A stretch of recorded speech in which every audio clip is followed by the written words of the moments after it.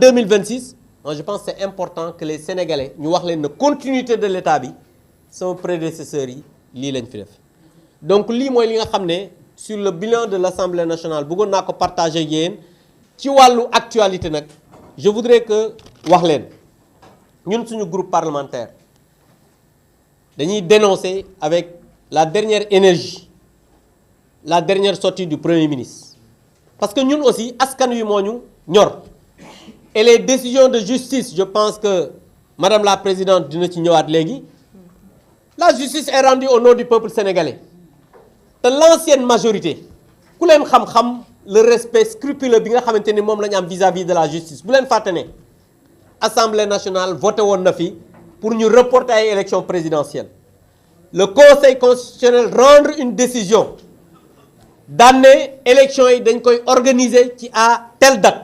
Le président Macky Sall, grand leader qu'il est, homme d'État, visionnaire et républicain, a fait un discours à la nation ne leen moom jël na acte ci décision bi te l'ancienne majorité que nous étions kenn mësul dégg ñu critiquer ces décisions de justice. Donc nous exigeons du Premier ministre Ousmane Sonko qu'il respecte aussi la justice de notre pays.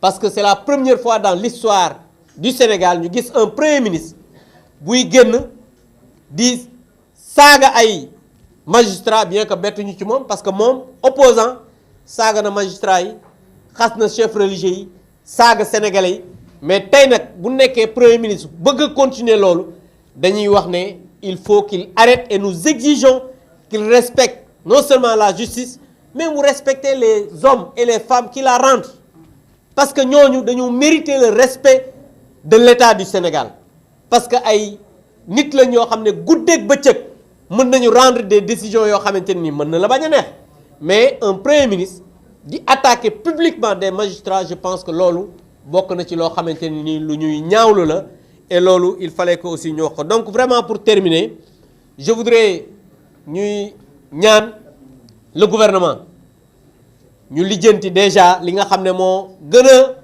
tiital askan wi. mooy nawet bii parce que nawet bii nag seen nawet la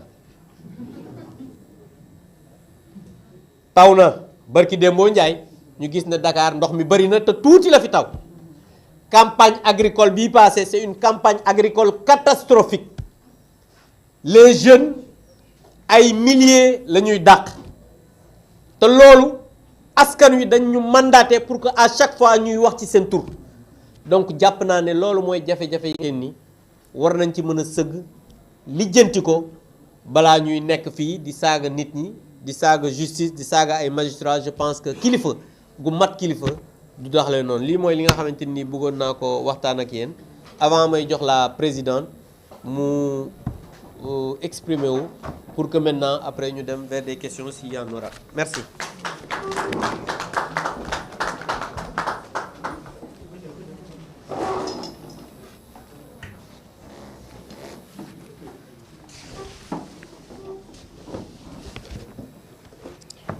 Merci beaucoup Abdou.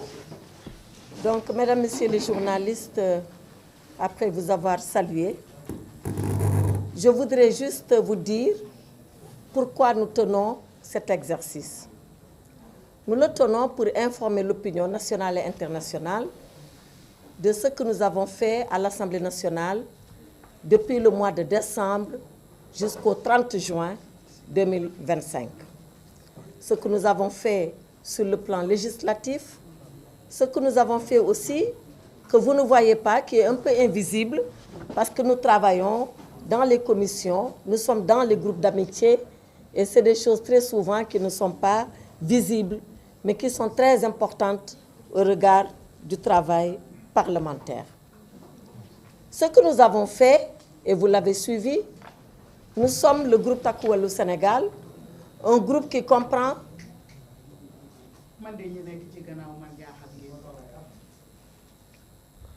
Merci Raki.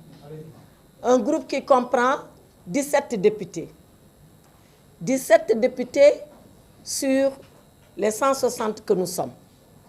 Et nous avons essayé, malgré cette ambiance, malgré cette atmosphère qui est portée par une majorité dite écrasante, nous avons essayé de faire deux choses.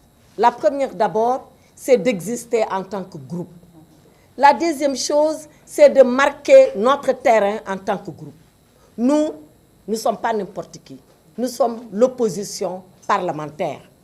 Et l'opposition parlementaire, c'est une voix tout à fait différente de la voix de la majorité.